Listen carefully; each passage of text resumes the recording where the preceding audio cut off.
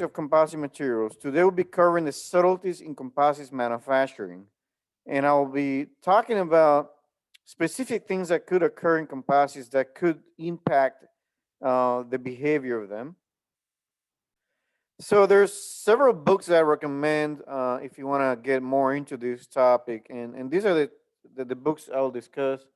Um, Carbon fibers, chemistry and technology of cyanide ester resins, carbon fibers, formation structures and properties, composite materials for aircraft structures, composite materials, science and engineering, and so forth. So we can go in and look at those books. And so then I do want to kind of summarize what we talked about. Composite materials, what are they? I want to give again a little bit of background again, and I'll be doing that few times. Why we use them, advantage and disadvantage. I cover some of that, but we'll cover a little bit today again because what we want to do is really drill this down so it stuck in our heads. And I think a lot of terminology is so there's so much jargon in this terminology that I think it's very important to kind of summarize and kind of go deeper in certain aspects. The typical constituents that are used for the fibers, the matrix materials, the composite properties, and how do we manufacture them? And we learn about a lot of different manufacturing techniques using the autoclave, the pre-preg approach, and how we verify the quality of them. We also talked about the manufacturing design considerations and the things that could occur that could go wrong in the manufacturing process. And so that's me. Let's say there's a materials process change, and I got hired. Maybe I'm a PhD, maybe I'm not, and I'm hired into a company called Satellites R Us or some other company, right? And we use a two-part epoxy in this application. It's a two bond to bond the composite hardware, and this resin here is amine, right? And a typical application for spacecraft, what we're talking about here is that there's a significant amount of cost and schedule pressure associated with these kinds of applications. So we need to find out whether this newly hired person, or maybe they're not hired recently, they were hired for a long time. Now we want to look at whether the SME um, things is good enough. If the application of these two-part epoxy is good enough, and so the question becomes is what tests need to be performed to accept this particular hardware. That's kind of the questions we want to ask typically. And so I'm going to go along this arrow here to the bottom. And so say we want to assemble an optical telescope assembly, which is done with a two-part epoxy, and we find that there's an issue. There's an issue with the hardware, and there's a non-conformance. And what is a non-conformance? So you have drawing requirements, and then you have the build. The build may not conform with the drawings, and that by itself will generate a non-conformance. So an incorrectly mixed two-part epoxy was found to be a 5-to-3 ratio rather than 3-to-5. Now this looks correct. There's 5-to-3, and this is 3-to-5, but the percentages of each of the two-part epoxy are wrong, although it looks very similar. And so the question becomes, well, we have this non-conformance. Is this okay? Can it be repaired? Those are the kinds of questions that could come up that need to be addressed. And so there's a cost and schedule pressure associated with non-conforming conditions in hardware because you have to really assess them really quickly. That's just one example. There could be many others. Like there's a delamination that spans quite a bit of that composite. And as a consequence, a lot of work needs to go in to really build that confidence that the hardware that you build is going to perform adequately in service. And to do that, I am faced with very difficult questions, right? Say another part that I have is subject to an autoclave cure that was not the best. Well, uh, I may have to also answer these questions. And the answer could be, well, let's throw away the $1 million part and let's just make another one. Well, that's not a good answer because that answer means that I have to spend more money, more resources, And also perhaps I can incorporate corrective actions from the errors I made, because every non-conformance can be a cost to the program. And again, when I say non-conformance, it's a discrepant condition to the drawing. So you have a hardware discrepant condition to the drawing. And so those are the questions we have to answer. Can I repair it? Can I use it for launch? And you'll be facing cost and scale pressure to say, okay, is this good enough to go? Do we have to make a repair? What test do I need to perform to accept the hardware? Those are the kinds of questions that you can ask ahead of all these things that could happen. That's why I started from left to right and I jumped to this box, because I want to make sure you know that these questions will always come up. And this is the black box. The nonconformance is unknown before the build. You don't know what is the nonconformance that's going to show up. So we determine to then, how can we proceed with moving forward with this. One approach is to, and it's me, this subject matter expert is me here. We need to determine a way to assess this ratio. Is this is supposed to be the ratio, but we made it this way. Sorry, this is supposed to be the ratio, but we made it this way. And so, okay, how do I assess it? Well, one approach is to create samples. I create a composite lab shear specimen. A composite lab shear specimen is just a composite structure, a coupon size structure. We have the adherents are composites, and you're going to bond them with adhesive in between. And so you have to build samples with the one that's incorrect and the one that's correct, with the ratios of that mine. And we want to determine if the behavior of this one is equal to the behavior of this one, and whether that will meet the requirements. And if that occurs, if I can show that, then I can recommend launch. And so we recommend launch because we're able to show that these things did meet uh, the requirements.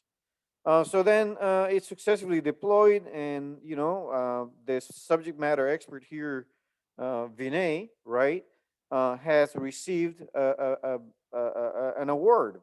So that's great. Well, there's a result that was quite catastrophic. The result of the decision that, okay, I tested these things and they came out to be good, so we can just go for it, maybe was not the best. The result ended up being there was a structural failure, and it was unstable due to failing bonds. And the mirror and solar panels were contaminated and not performing as one had thought. So what went wrong? What went wrong there is the subject matter expert, in this case is me, didn't consider thermal cycling prior to the mechanical test, meaning there's thermal cycles that occur prior to this mechanical loading condition. And that excess ratio resulted of the amine ratio resulting in a non-stoichiometric resin, which outgassed and contaminated the mirror and solar panels. That's what happened. So yes, I looked at one failure mode, but what was forgotten about was a different failure mode that should have been considered. And so again, boom, the person gets kicked out of the program. So I'm not saying that's going to happen in this industry necessarily, but the point I want to make is the decisions when it comes to composites require a lot of thinking. They're not just something where you just sit down and do whatever. You want to fully understand the full operational range that the spacecraft is going to see, and the corrective actions that need to be taken for future, uh, so that in the future these errors do not occur.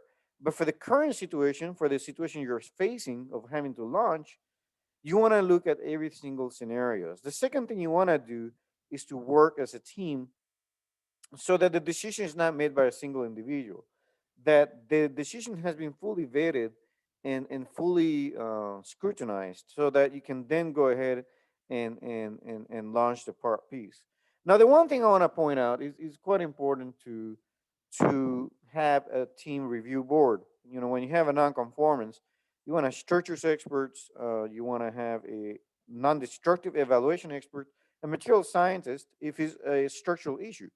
So you don't want to just take the decision on your own. You want to involve multiple disciplines to make sure that all the aspects of this non-conformance has been fully evaluated and understood, and the implications are understood. So, so what do we need to know? We need to know how the materials were processed. We need to know how the changes in the processes affected the final mechanical and thermal properties. What environments this material system will be exposed to. What tools do I have to determine whether there's any issues? And what parameters I have at my disposal so I can look at it, right?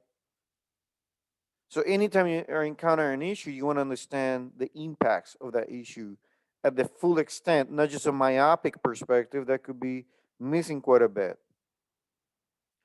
So it does require these different disciplines. You want to have the composite structures expert. You want to have the polymer science expert, the textile engineer expert, the chemical engineer expert.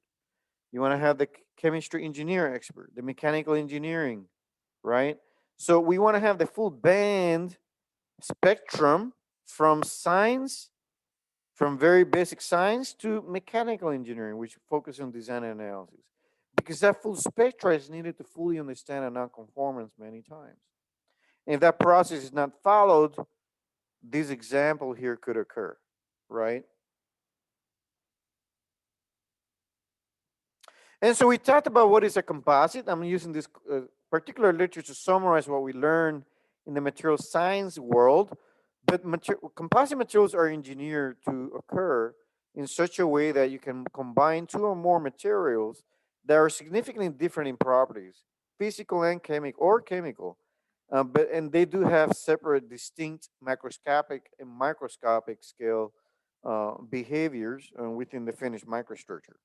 So the intent that we have with composite materials is to gain an advantage of these components in a usable form. So what I want to do, I want to take the best fiber I have, the best resin I have, and when I combine them, I get the best ultra mega insane composite material that can be used for the application.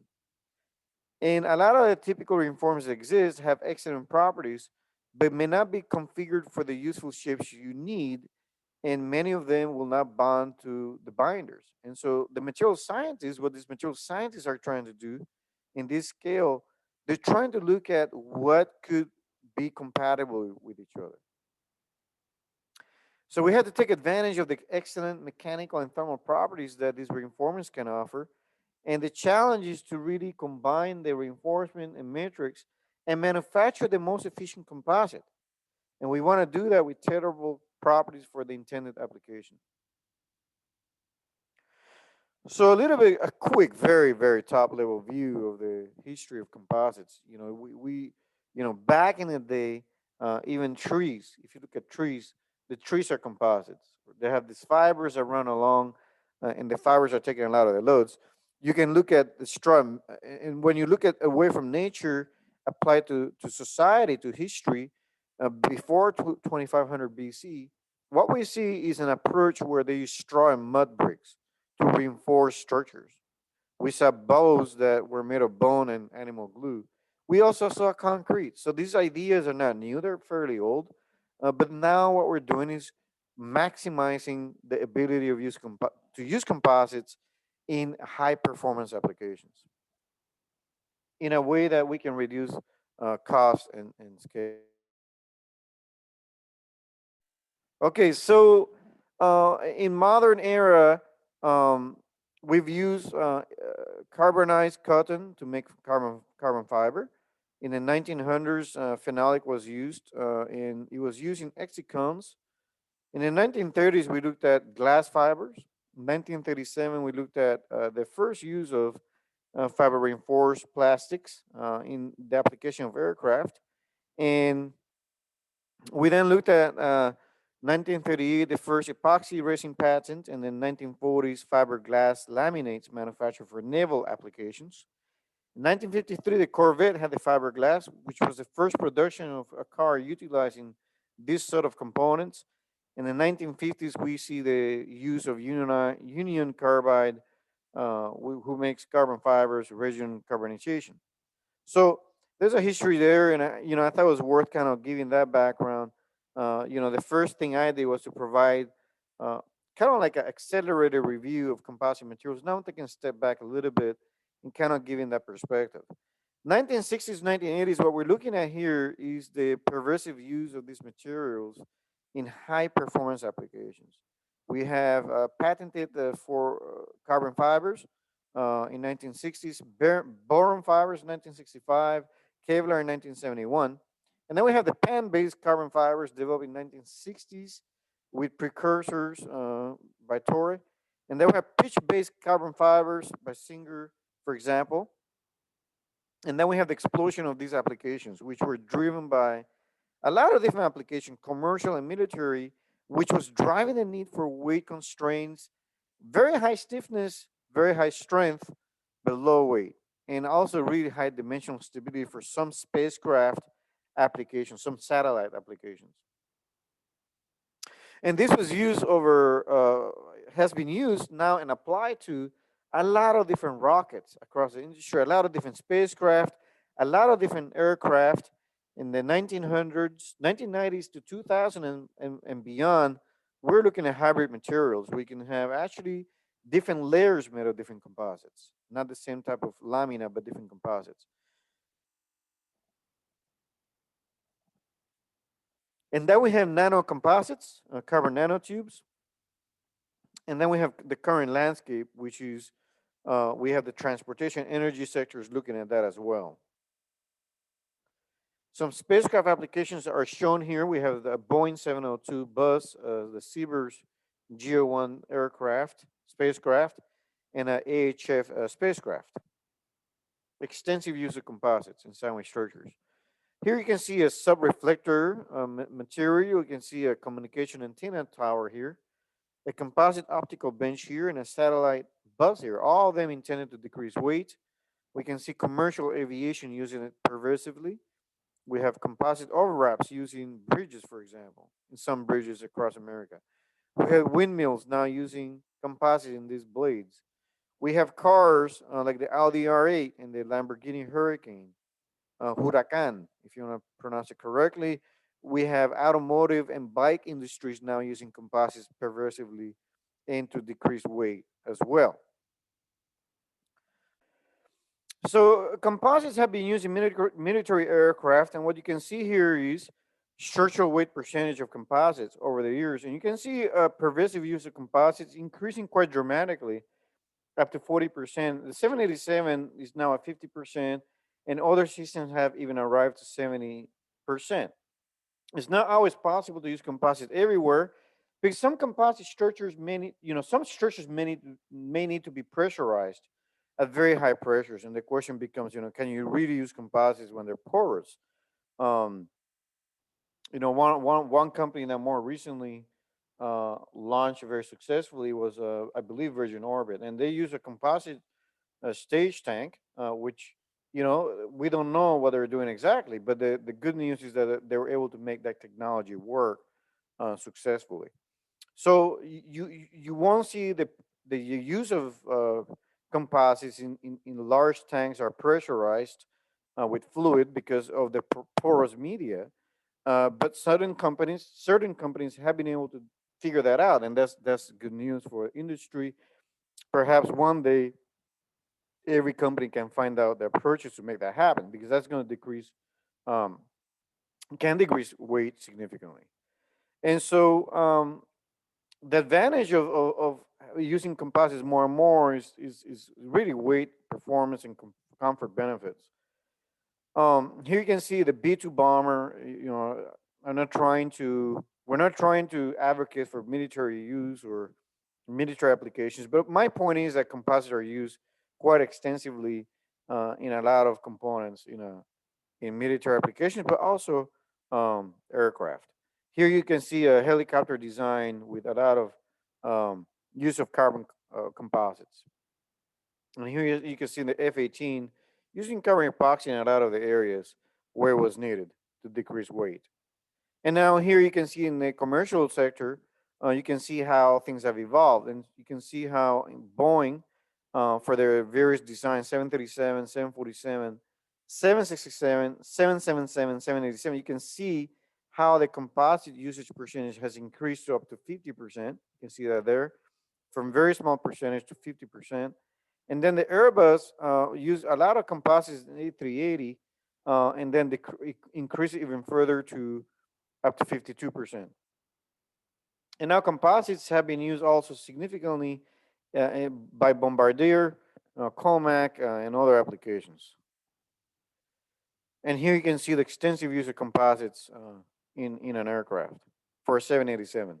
Everything in blue, basically, blue and light blue. Here you can see sandwich structures being used. So that light color means sandwich structures, while when you see the darker blue, that means laminates. Composites for A380, very similarly, a lot of composites everywhere. The J nose, the outer flaps, the floor beams, the vertical tail plane, sections of the wings, and the center wing box extensively use of composites. In automotive industry, also we've seen this usage in golf clubs. We've seen that usage in many other sporting goods, marine, construction, energy, and so forth. Bottom line is you're looking at weight reduction, you're looking at improving impact safety. For example, you're looking at impact energy absorption because composites can have those benefits. You may be able to decrease some costs, but usually it's quite expensive to use composites. And you could improve performance. For example, you could improve, dynamic properties. And then you can also improve safety by using materials that are less fatigue sensitive. So there are some benefits in the use of composites. There's also a lot of disadvantages as well. PC chassis, here you can see a company trying to use a PC chassis that's significantly made of composites. You can see here how testing had been done to really study what will happen when you have impact damage events on these type of structures. So the material properties in composites are completely terrible. They're tailorable, and you can determine ways to really you maximize their use. You have the specific strength versus specific modulus. And the thing I want to point out today that I want you to keep in mind is anytime I use a quasi isotropic layup, and I'll discuss that much later, but there's this standard layup called quasi isotropic that doesn't give you the maximum performance every time. It may be okay for some situations, but not every time. And the idea here is to tailor composites to get the maximum performance out of them. And to do that, you have to examine different orientations. You have to look at different fiber systems that exist, and you want to really get the most out of them by for each application. And so here, what I show you is a carbon reinforced epoxy composite, ultra high strength. You can see the specific tensile strength is quite significant, and the modulus in this case is this one here. And then I can go on and on and on. But and you can see here aluminum, steel, and a magnesium are about here in this box, this blue box. So you're not getting a lot of strength or modulus compared to these other composite materials, right? Because the lower this is, it means that pound per pound, composites are doing better than metals in blue. And this is just more to show big picture perspective how the class of materials go with each other. But I think the point I want to make is that the wide range of reinforcements, the wide range of infinite number of orientations possible, the wide range of infinite number of thicknesses possible, you can really get really nice performance out of them. However, just because they're reinforcements with great properties does not mean you can make a composite with them. You have to look at optimization. You have to look at compatibility. You have to look at whether I can really bond the reinforcement I selected with the matrix I selected. All those questions come up. So general composite methodology, I've been talking about some of this stuff before. I think it's important to kind of highlight some of that right now. And that's what I'm doing at the moment.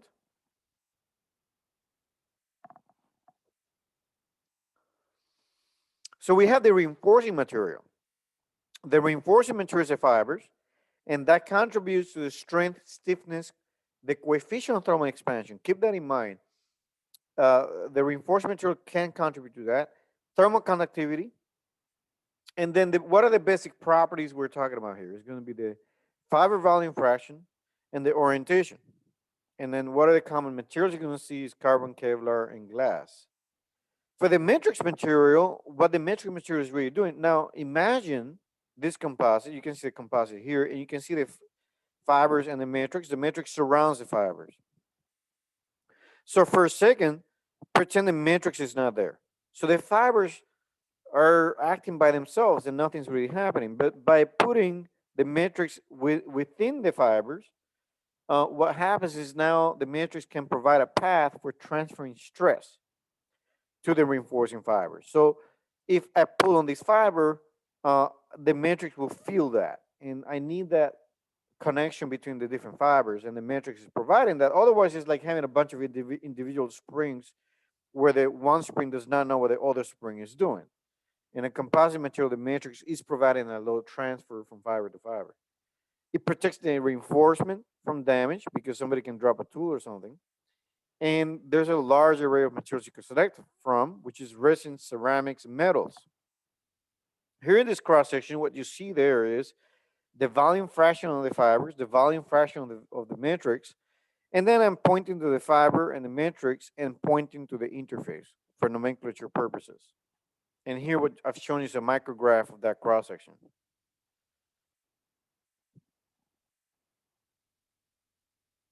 So I want to cover a little bit about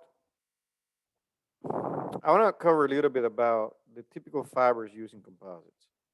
So you have natural fibers, non-synthetic fibers like organic fibers, silk, wool, cotton, jute. Those are low grade. And they have inorganic fibers like asbestos, which is good for high temperature applications. Okay. And what I've done here, I've mapped each of these types of fibers with the disadvantage on the left hand side and the advantage on the right hand side. As an example, organic fibers are high moisture absorbing, low strength. That's a disadvantage of those organic fibers, but it's low cost. And then on the left hand side, I have, for asbestos, I have cancer basically. On the right hand side, I have the good things about it: low cost, high thermal stability. And then for synthetic fibers like glass, carbon, and these kinds of composites, fibers, reinforcements, what we see here is that for glass, we have humidity and weight being a disadvantage for them. But you have cost, insulation, and processing as an advantage. Then for carbon, I have high cost as a disadvantage and specific strength, stiffness, and CTE as an advantage.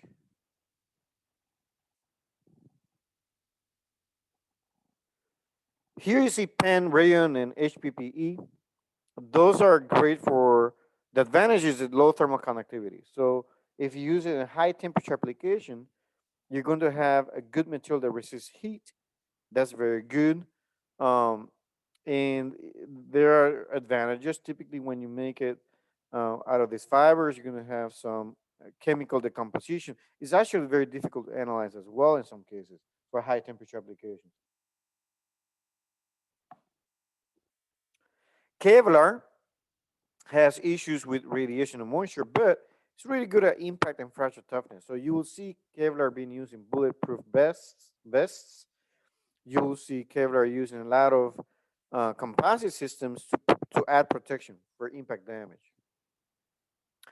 Nanoscale fillers like carbon nanotubes and graphite nanoplatelets, those can be quite, those have poor bonding properties typically.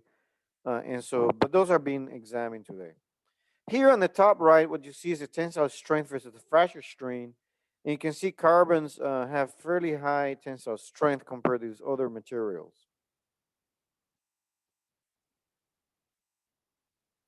Okay, so what I have here is the different materials in the first column. In the second column, I have the density. In the third column, I have the modulus. And then I have the Poisson ratio, the strength, stiffness, specific strength, and thermal expansion coefficient.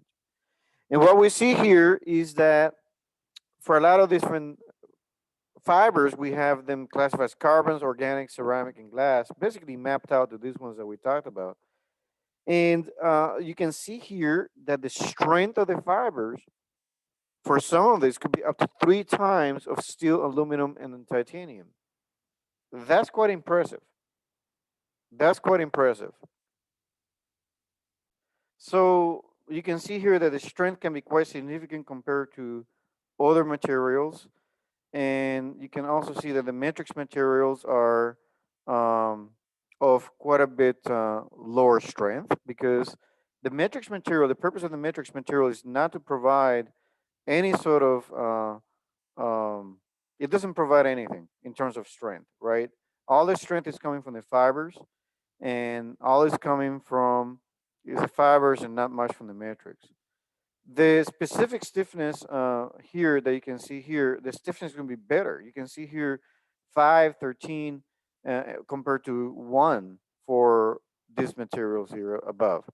And so, yeah, there, you can see a significant difference. The density also, you can look at the density for these fiber systems compared to the density of steel, aluminum, and titanium, almost nothing there. And so, yeah, so that's what we have right now. And I think and also see that thermal coefficient, I wanted you to look at that carefully because it's actually quite interesting. You can see how steel, aluminum, and titanium have a thermal expansion coefficient that looks quite significant. And then now you can look at these fibers, which have much lower thermal expansion coefficients. So composites can also offer great dimensional stability. Now, when you look at the matrix, though, it has quite a bit of thermal expansion. You can see that there. So that could be a potential problem. And so yeah, those are the kinds of things we're looking at. Um, so when I compare composites to metals, what I'm really looking at here is uh, quite a bit of difference. You have high specific mechanical properties compared to low specific mechanical properties for the metal. Showed you that. For composites, I can tailor the properties by changing the thickness of fiber orientations.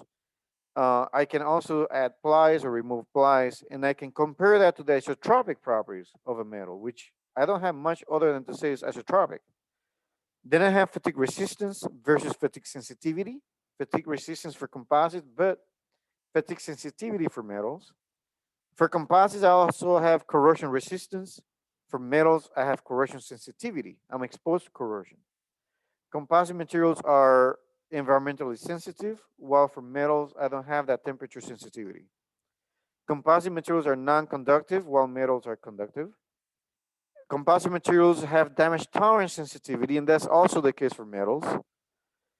There's poor bearing properties for composites, but for metals, we have really good ones there in that scenario. And when I say bearing, I'm talking about say a shaft of a pin pushing on the material surrounding a metal. Poor interlaminar properties compared to high transverse properties for metal. High cost of complex structure for so costly, right? Costly versus cheaper for metals. Large integrated structure for composites, and while for metals I am size limited, although I can bolt things together. And then I have a cost expense here because of the materials are expensive compared to metals they're cheaper. And I also want to add the number of manufacturing issues could be quite significant on the left hand side compared to metals. So you're always balancing these things when you're really selecting what you're going to do in the life of a program.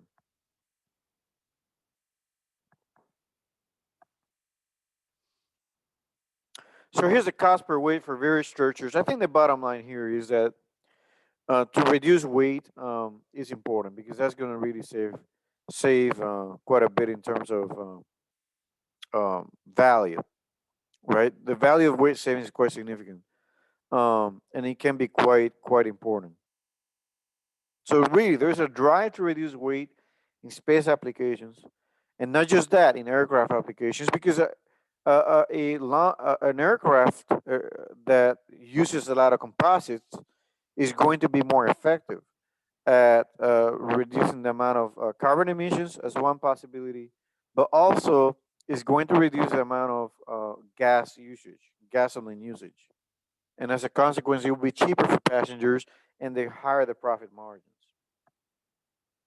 So let's look at two examples of two carbon fibers as case studies using composites.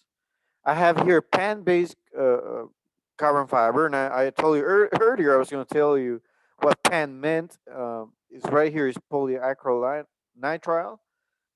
So a pan-based carbon fiber is a non-graphitizable carbon.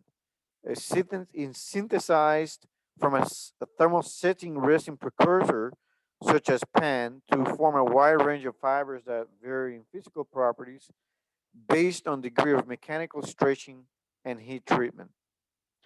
So, yeah, that's what we have here, and that's what I'm discussing.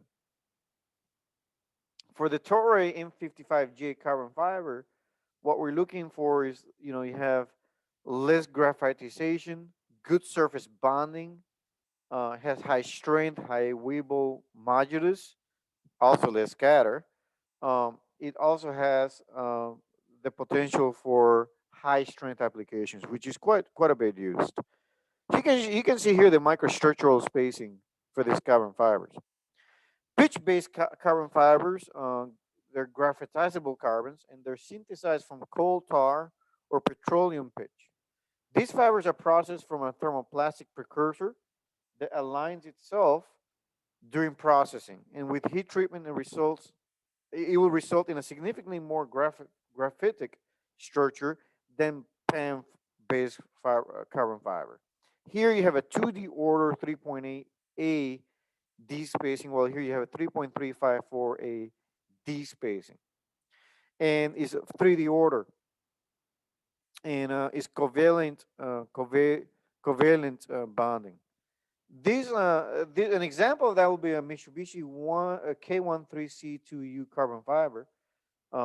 Has less active groups to bond, high stiffness, low to medium modulus, and it's more susceptible to defects. That's something to keep in mind. While the carbon fiber Torium M55G is a high performance fiber that has less scatter.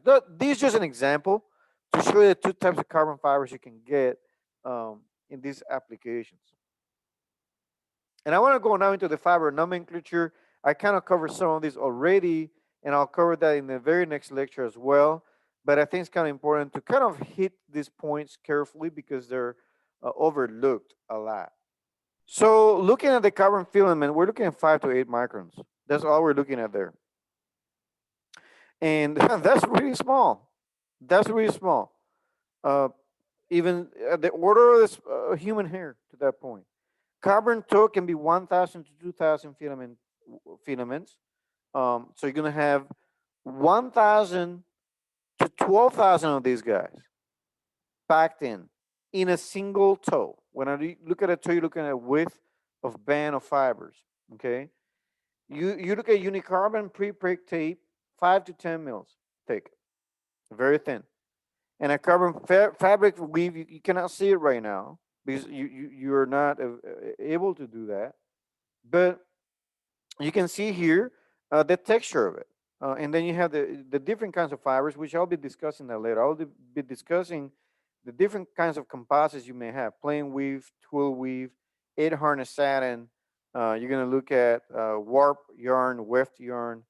And the advantages of weave composites compared to unidirectionals is that you can drape them really nice. You have strength in both directions, which allows it to kind of drape in two directions very nicely. It will reduce properties as a consequence. That's a trade you're taking. The small fibers results in smaller areas. So smaller the fiber, the smaller you're going to have less defects, higher strengths, smaller fiber diameters, and mean complex shapes and weaves. That's what we're talking about here. Smaller fibers typically better the performance. Okay. So looking more here, we have typical polymatrix materials. We have thermoset polymers like epoxies. Um, they're principally used in aerospace and aircraft structural applications and adhesive. We have cyanide ester resins, low moisture absorbing matrices for satellite applications. Polyester and vinyl esters, they have lower cost. They're lower cost, and they're used in automotive, marine, and chemical applications. We have phenolics. They're used for high temperature applications, precursors for carbon composites and nozzles. Polyamides, like high temperature aircraft applications, the temperature range can go from 250 to 400. So again, a lot of thermoset composites here, a lot of thermoset polymers used. You can see epoxy is used greatly in space applications. I do want to point out that that's of great importance for us. Um, at least when I say us, is because I work in the space industry, and epoxies are used quite significantly. Now, when you look at cyanide esters, we're looking at cyanide esters, especially for spacecraft applications, because the moisture is less. The absorption of moisture is much less, and you will have less issues in space. So that's what you're looking at there. Phenolics and phenolics are used a lot in hot temperature applications like reentry vehicles and things like that. Now you may ask me, what is a thermoset? What is really a thermoset? The thermoset is a polymer that is irreversibly hardened, and it occurs when you cure it from soft solid to a more viscous liquid, and it becomes hardened over the autoclave process. The curing in thermoset composites are typically induced by heat or some radiation type. You also don't have to apply heat always. You can also get that reaction, that polymeric chain reaction to occur with a catalyst, and that could occur with a hardener. The curing will results and results in chemical reaction, and that chemical reaction that we're talking about will cause cross linking between the polymeric chains, and they will produce very nice connections between this. It's going to create this network of polymeric chains that is quite incredible. So the starting material for these thermosets typically is malleable, and you can mold it into the final shape. That's a good thing. Then we have the thermoplastic polymers. Plastic polymers, as an example, you're looking at nylon. As an example, you're looking at um, you're looking at polyesters. As an example, you're looking at polycarbonates. That's used a lot. I don't know if you've seen those, but they're used a lot. We have polyethylene ketone peak composites. We have 3D printed field structures. Okay, those are going to also act very differently from thermosets. On the y-axis here, I'm showing the visco viscosity. In the x-axis, I have the temperature, and I have the thermosetting resin in red, and then I have in blue I have the thermoplastic. The behavior of those are quite different. I'm starting a solid, and then I transfer to liquid with increasing temperature. While with thermoset composites, I start with semi-solid, go to more of a liquid state, and then I go to solid back up, and that's how the autoclave works. So thermoplastic is quite different.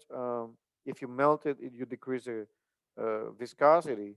With thermosets, you can get a degradation in properties as well. Um, so with decreased viscosity. Now, thermoplastic, like looking at thermoplastic, that's a type of polymer plastic that becomes pliable, is moldable at temperature, but then it solidifies at cooling. And the point here I want to make is that these thermoplastics, I want to start here. I want to mold it at this point and then bring and cool it off to get that final product, right? And if I melt it again, then I will have uh, um, a degradation, right? With thermosets, what I'm looking at here, starting with a semi-solid at freezing temperatures, bring it back to temperature, put it through autoclave by increasing temperature, create those cross-linking, right, processes that will then make the composite become a solid at that point. So very different approaches in how you go about this for thermosets versus thermoplastics. So what are the typical desired properties that we're looking at here? Okay, so typical desired properties for matrix resins. How do you change the properties of the matrix materials? You have approaches, right? You have approaches to do that. You can look at the chain and flexibility. You can look at the steric effects. You can look at copolymerization. You can look at cross-linking and crystallinity. You can look at the plasticizer. And these things have to be looked at as a material scientist to then come up with the high strength, high elastic elongation, high shear strength, high modulus, high heat distortion, low creep, high toughness impact strength, thermal expansion near the fiber, resistant to thermal degradation, low thermal conductivity. I'm looking at that. That's what I want to achieve. And what are the processing characteristics? For high strength, I want to look at low enough melt or solution viscosity. I want to look at ways of having a good flow characteristic. I want to look at good cure temperatures, not greatly above the use temperature. I want to look at low shrinking. I want to look at long shelf life.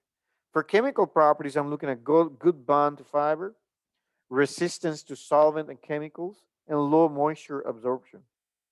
Other factors to consider as you're mixing materials and making them: low cost, low density, and low dielectric constant. The bottom line is material selection is always a trade off. High temperature, high TG, low factors of safety potentially. Need to choose a system that provides the necessary properties to meet the requirements of the application. You have to understand how the processing affects these trade offs as well as the environment of the application. The point I want to make is there are ways to tailor composites. You have to find the right balance to get there.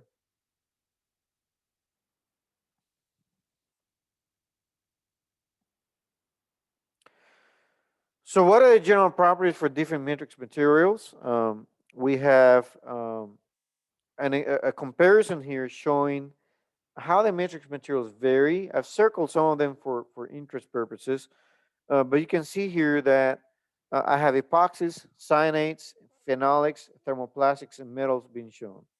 You can see that CT is about the same for all of them, except for thermoplastics. They can go high up. So the CTE, the coefficient of thermal expansion can be quite significant. You also then have the moisture absorption. The moisture absorption can go very low for cyanide, which is the reason why we prefer it for satellite applications. But then you can see how much you can get it for phenolics. It can be quite significant for for epoxies. I mean, for epoxies, it can be quite significant, up to 7. Thermoplastics, that's an advantage. Very low moisture absorption. Densities are all about the same except for metals when I compare them, of course. Tensile strength, the tensile strength can be, it's going to be about the same. Usually you can get really nice ones here for cyanides to some level, but they're about the same. Nothing to boast about. And then the use temperature very nice for cyanides, up to 250. Um, Phenolics also for high temperature applications very nice. Um, and yeah, we want to make sure we fully understand the um, the benefits of each and the values we get. Here, what we see is the use again of the different material systems over time from the 1970s up to 2000s and beyond. And you can see here how how the fibers have evolved. We start with carbon, and then we had the advent of the use of Kevlar with the development of IM6, which is a high performance fiber, improved further in the 1990s and so forth, the T800 and IM7, and then we continue to improve them further and further uh, over time. And so these are providing intermediate stiffness, new formulations. My point here is that this is not ceasing. These ideas of how to come up with materials that cater what we need, um, we have to look at that because we have increasing demands. The class of materials may be similar, but the formulations may have changed. The matrix also start with epoxy. These are used very commonly today. All these epoxies in the 90s, 70s, used quite a bit. But again, new formulations of matrix being used and developed for different applications. Here you can see the fabrication, hand layup in the 70s. We're looking at pre-prick tip in the 80s. And now again, evolving over time, evolving with robotics and toe placement approaches. For structures, we're looking at fairings, radomes, and then again evolving over time to automotive. Then we have different platforms being used, like how these platforms are being used. And you can see here the next generation aircraft is using these high performance fibermetric systems. The 777 aircraft uses a lot of this, for example, and so forth. So I'm showing you how over time these guys get mapped into the advancements in technology. Okay, very important. So classification of structural composites, I'll be discussing this later as well, but we have composites, and then we have three classes. We have the particle reinforced, we have the fiber reinforced, and the structural ones. And for on the structural ones, I have laminates and sandwich panels, which are tend to be fiber reinforced, of course. And I have the fiber reinforced, looking at, for example, these guys here, unidirectional and woven. Those are going to be used here. Okay, those are going to be used here, no problem. We have these continuous short fibers, like chopped fibers, for example, randomly distributed. Those could be also talked about. And you have the particle reinforced, like large particle dispersion strength and things like that. So in this course, where we can apply all these ideas everywhere, no problem, no problem at all. You know, we can the concepts I'll be discussing in this course apply to all these things that we're talking about. But because I am focused on the space applications aspects, because this is a mechanical and aerospace engineering class, we're going to be looking at a little biased approach at looking at aircraft aerospace applications where we employ this unidirectional woven type with the structural types more extensively. Now, I'm not saying the chopped fiber stuff is not going to be covered in this class. It can be covered. We'll talk about that later. No problem. So more terminology. You know, I covered some of these already. Um, the idea of prepreg. We talked about that and how it's partially polymerized. So this is again a reminder, because I have not shown this, but the bottom line is you want to look at what is the best configuration of the best possible part. That's new for this lecture today, right? Um, I'm covering some aspects from the previous lectures, but providing new aspects for the current lecture. And so you have prepregs, toe pregs, pre-impregnated fibers, and stacks. And what we're looking for is what is the best for my application. That's really the answers, the questions you're trying to seek. Prepreg stability. Talking about prepreg stability here, I have a relatively um, a fiber that's relatively stable. That's good. 15-year shelf life in some cases, not always. Sensitive to handling damage, like kinks and breakage. And what I'm looking at here is you start with a monomer, cure is initiated, and then you have gelation, and then the full cross linking is complete. We talked about the autoclave process for that. The resin matrix, you have the degree of cure is time dependent. The age matters, the date of manufacture, the out time, the time out of the freezer affects shelf life. So that impacts laminate consolidation. We also have quality control. We talked about already about this, but the resin tends to be the weak link in the manufacturing and fabrication processes. And when I talk about laminated layup and I talk about quasi-isotropic layups, I'm talking about 0, 90, 45, minus 45, minus 45 symmetric. And it's symmetric because I can see how it's mirrored. The 0, 90, 45, minus 45 is mirrored about the minus 45 degree ply. That's an 8 ply stack. You can see here that this laminate layup, um, quasi ISO here, can be used extensively. Now, I'll discuss later, but quasi ISO may not always give you the best performance. People try to use that thinking they're going to increase strength, they're going to get a lot of performance out of it. Not necessarily. We'll discuss that later too. When I say unidirectional, I mean all the fibers are pointed in the same direction. Bottom line is that prepregs are stacked in order to obtain the desired properties. That's the whole point of these type of applications.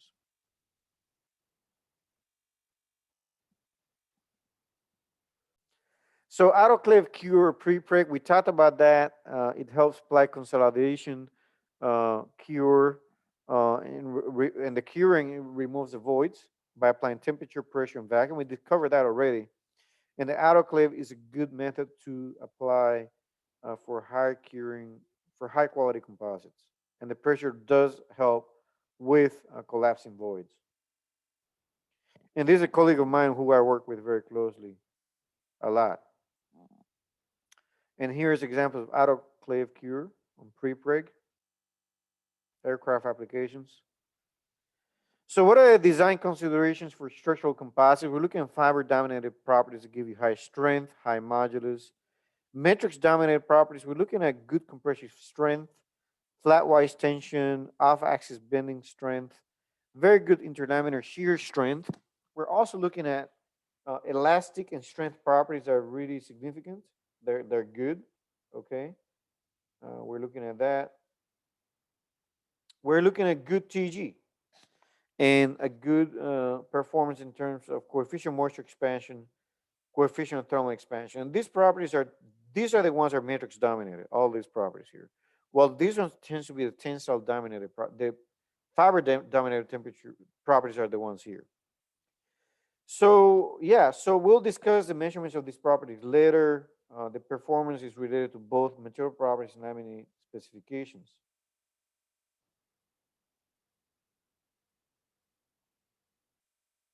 I'm having a conversation. So looking at this now, we are looking at, you know, these are the properties that drive they're driven by the fiber, and these are the properties driven by the matrix. Okay, and so we have ground rules for successful fabrication of advanced polymer composites. What are the ground rules? We're looking for good bonding between the matrix and the reinforcement, low transfer. You know, we want to avoid dry spots, dry fiber strength controlled by the weakest fiber, sizing, surface treatment. Those are the things we're looking for. We also are looking for proper orientation of fibers to drive that performance up. And then we want to have a good fiber volume fraction. We're looking at a 55 to 70% fiber volume fraction. That was ideal. And we want to reduce the amount of voids in the composite, less than 2%. I talked about that earlier, but these are the ground rules I want to kind of point out again. And then properly curing the system, fully cured, minimizing side reactions, and we want to minimize residual stresses when we can. And so what is point number one I want to make is that there's this critical fragment length that becomes important in a lot of these applications. And it's an area that people look at. Is basically, you know, how effective is a matrix at, you know, transferring the load from one fiber to another.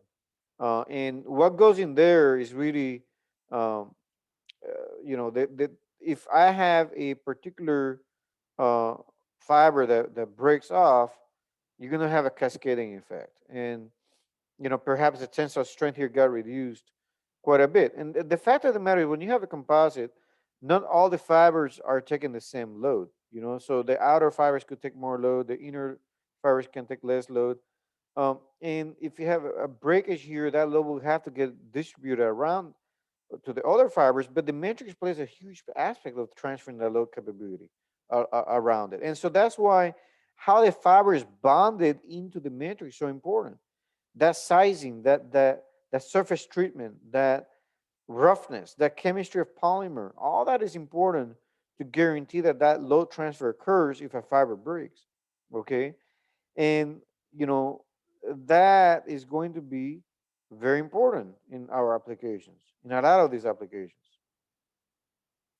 If I look at the effects of fiber orientation for point number two, and I'm kind of going through these points here, point one, point two, and so forth. Point number two here is looking at the elastic modulus. You can see here, as I take that fiber orientation and I orient it at a different angle, say 10, 15, and so forth, the elastic modulus decreases, right? And the strength also decreases with ply angle when I look at this unidirectional composite. But then the question becomes, well, why do I want to orient in a particular direction? Because in a lot of applications, take a pressure vessel, like a launch vehicle or an aircraft, the circumferential direction is going to have a particular stress level. That's the hoop direction is going to be twice stressing than the uniaxial direction. As a consequence, you want to have more fibers in the circumferential direction. And so that's where this could come into play. How to tailor composites. We're going to do a lot of cool analysis showing that how that works. Point number three, we want to do evaluation of composites. Any issues during the cure of composites. We want to evaluate that. And now I'm here covering point number three here. Um, I kind of went off tangent there for point number three, but what tests are there that can be used to evaluate any issues with the cure of a composite? I already told you what needs to be done. We want to be perceptive to the quality control value for composite, which is the TG, the glass transition temperature. It defines the upper thermal range of the polymer system, but also can directly provide insight into the mechanical performance. The TG is a forensics, provides you forensics if I can measure it. It's a temperature that identifies when I go from glassy solid state to rubbery state, and it provides me a value which is a function of the chemistry of the polymer. And the TG is dependent on the degree of cross-linking of that cure. The higher the TG, the higher the cure state. The higher the cure state, the higher the degree of cross-linking. So very, very important considerations being talked about here.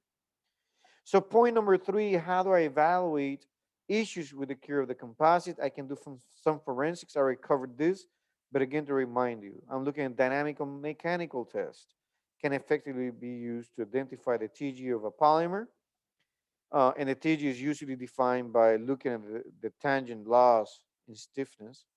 A material that's under cure will experience an incorrect cure schedule and is going to exhibit a decrease in TG, decrease in glass transition temperature.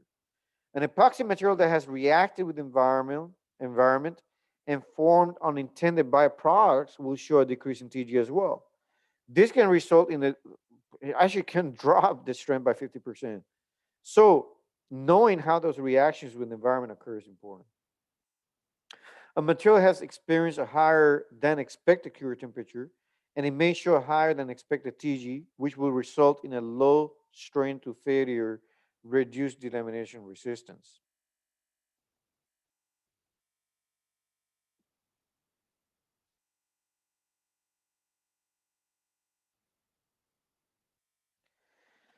Point number four, degree of cure concerns on composite materials. Processes that affect the degree of cure.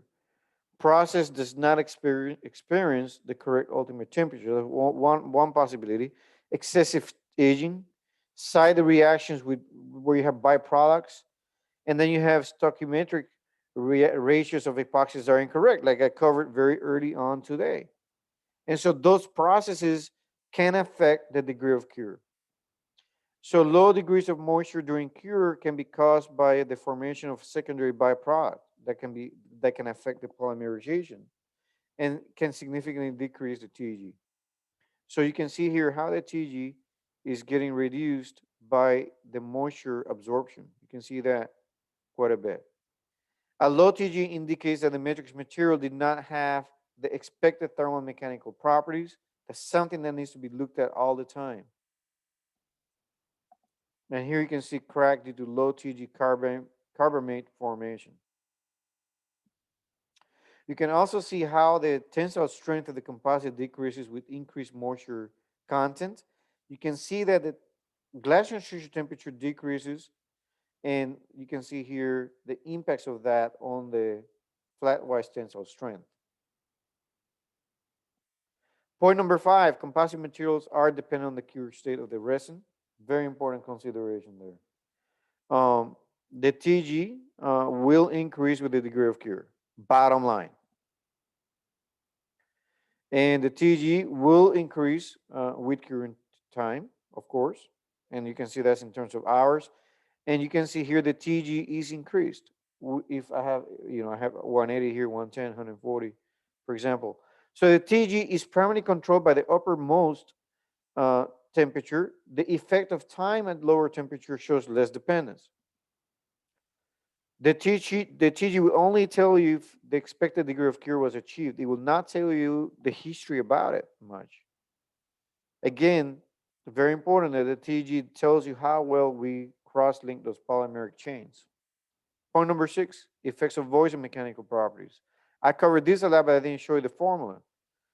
Every 1% increase in void content results in a 10 to 10% decrease in interlaminar properties. What I mean with interlaminar properties is the strength between two plies. Here, what I can see, you can see here some voids in black, and the fibers are in white. So anything you see black, there is a void. Those voids are stress concentrations that cause a decrease in strength in the interlaminar, in the perpendicular to the fiber orientations, right, in the resin direction. And here's a formula typically used to evaluate that. And you will see that if I put a void fraction of 0, I get no degradation in strength. But the more this increases, the more degradation I have. And you can see here that behavior shown here. So voids are the primary processing defects studying composites to really understand the mechanical performance. The location of that void is critically important. Well, we're going to take a couple of minutes to think about what I've said.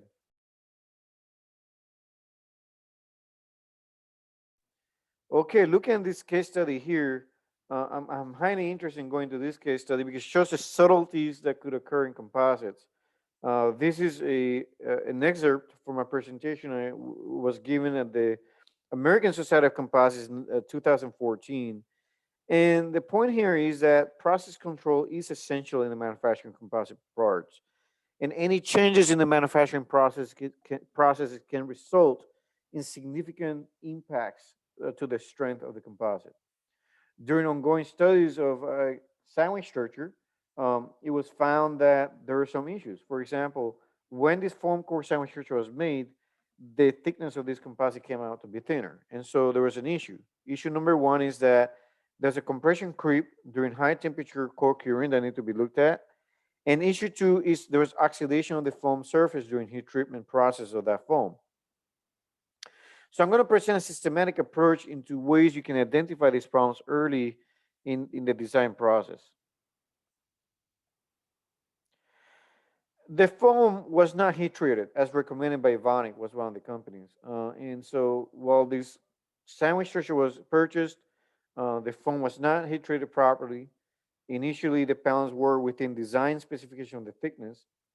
The panels were made several months later, had exhibited compression creep during the cure process. My point is, the initial panels came out to be okay, but panels much later down the road exhibited this weird behavior where you can see here, this panel came out to be perfectly as we designed it, but several months later, somehow this foam got compressed. And the exact reasons for that were not clear.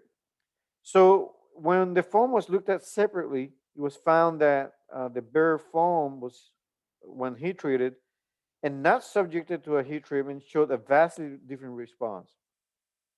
So here's an example of the two different heat treats and how this one exhibits creep and the other one doesn't. So this constituent testing, the bottom line is showed us what the root cause was. It allows us to implement a corrective action on the heat treat, but it's still mind-boggling, right? Because these first panels came out to be okay. It was only down the road where this issue showed up. So clearly, this type of foam material, composite materials, can be susceptible to changes in the processing or changes in the environment. Maybe this one absorbed a lot of moisture over time. Or there was an aging concern. It's not clear exactly, but we know heat treatment had to do something with this. Example number 2, so to resolve the issues we talked about, a heat treatment process had to be implemented, and so that was implemented. But then there was a yellow surface showing up after heat treatment. And guess what? We didn't know what was going on, but when we tested several 3-point bend samples with that foam, some of the samples fell very easily, like it just fell at very low loads. Other samples fell at higher loads. Regardless, there's something going on, right? Something going on with the coloring here. And so when additional testing was done to understand what was going on, And we did non-destructive evaluation. Look, if we do non-destructive evaluation of these panels, nothing will have shown up. There's no defect. A lot of people say, okay, if I do non-destructive evaluation and nothing shows up, so I'm good to go. Well, not necessarily, because it could be a low strength situation at the interface.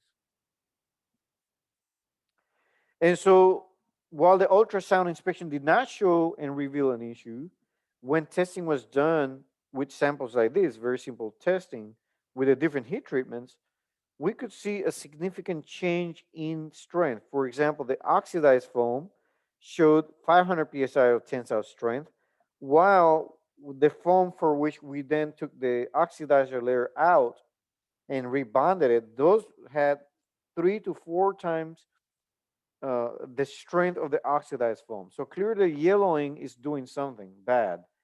That was also correlated directly with the 3-point bend samples. You can see that the non-oxidized 3-point bend samples fell at 966 psi, while the other ones that were oxidized exhibited a lower strength response. And so, what is it? What is the lesson learned there is when you receive materials from the suppliers, you want to do some initial incoming receiving test. So to ensure that the materials that were provided to you meet a spec that you have defined, so that these issues don't come up.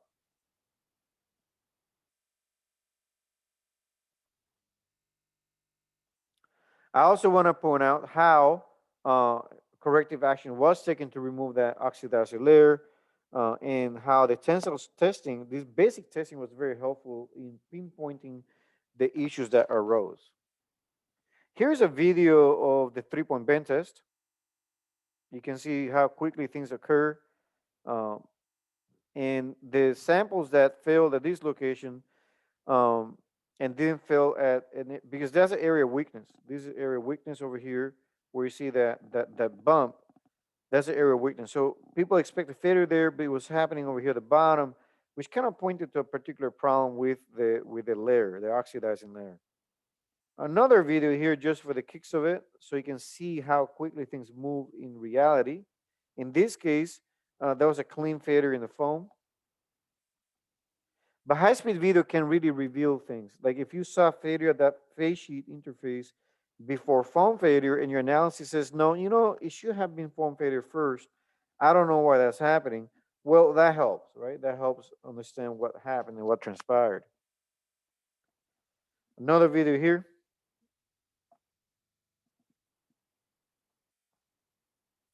So why material testing is important? Let's think about some 5 questions here.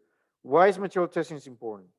Because in the context of composite materials, it can provide for incoming receiving materials, it can provide confidence that those constituents are not damaged by the environment, that they were not gone under aging conditions, that they're not expired, or for example, expiration could be a problem, right? Perhaps there's other issues with the polymeric behavior. The tackiness is not as good. So doing testing of material received is very important. Why material testing early in the design program is so important? Because it can reveal issues way ahead in advance. So if I can learn about what happened early in these tests before I construct a bigger article test, let's do that. Because if I go straight for the bigger article, I may miss some nuances that will come to bite me later on, like the heat treatment issue or the oxidizer issue. Uh, Recording material fader modes with high speed video is very important. I'll cover this later on also, but I want to point it out because this video helped me understand what are the critical fader modes and where they're occurring first. And that fader mode at the interface between the foam and the composite was not quite expected where it occurred. And so that pointed the team to really look at other issues that may have occurred. And so, what aspects can go wrong during testing? Well, you're testing the wrong thing, the wrong materials. That's one option. So there are subtleties, and I'll be covering that later. But material properties and gathering them and doing testing is of ultimate importance to really understand the subtleties that we covered. And I will go back here to this picture that shows a picture of me.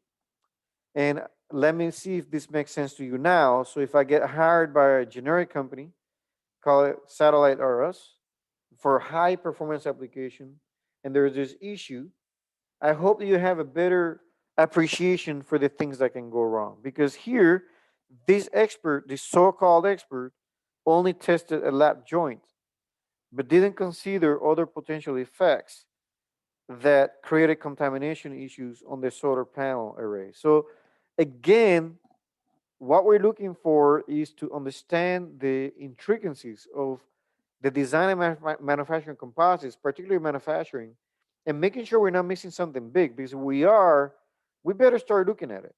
And that's part of the story here, is to gain that confidence in the design process, but also through testing as well. So with that said, I thank you for your time.